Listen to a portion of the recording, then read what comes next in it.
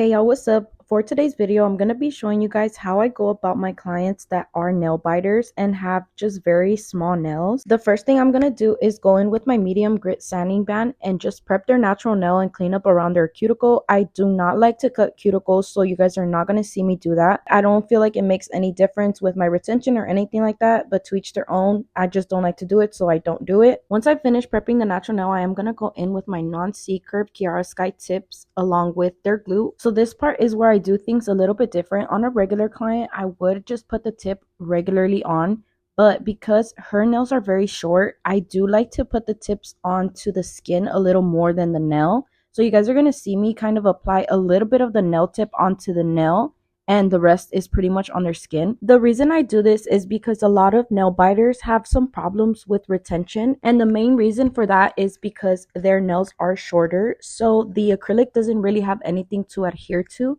Therefore, putting the nail tip a little bit higher is going to give me the ability to put more acrylic onto their natural nail and giving them way better retention than they would normally. I never really thought about the retention having anything to do with the way that you apply tips on nail biters, but trust me, I've tried this a million times and it works every single time. So if you do have a client who bites their nails or just has very short nails, try this on them next time and let me know how it works for you. I do always let my clients know that it is going to feel a little bit uncomfortable during the application and the whole process because the glue is on their skin. But once we finish with the application and everything is done, they can unstick it and it's like nothing was ever there.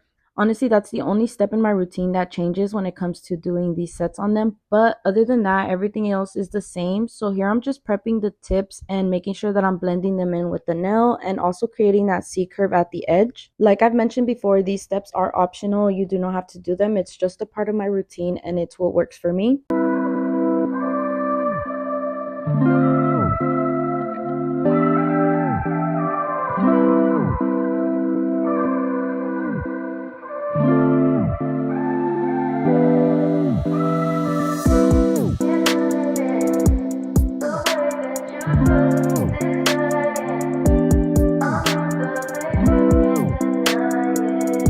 Now I'm going to use Acetone as my dehydrator and Mia Secret as my primer. Once I apply the primer, I go straight in with a thin layer of clear acrylic. The reason I do this is because it just ensures that it locks in the primer and I don't get any dust on them. I don't like to limit my clients' movements or be worried about them moving around and getting any lint, which could lead to lifting.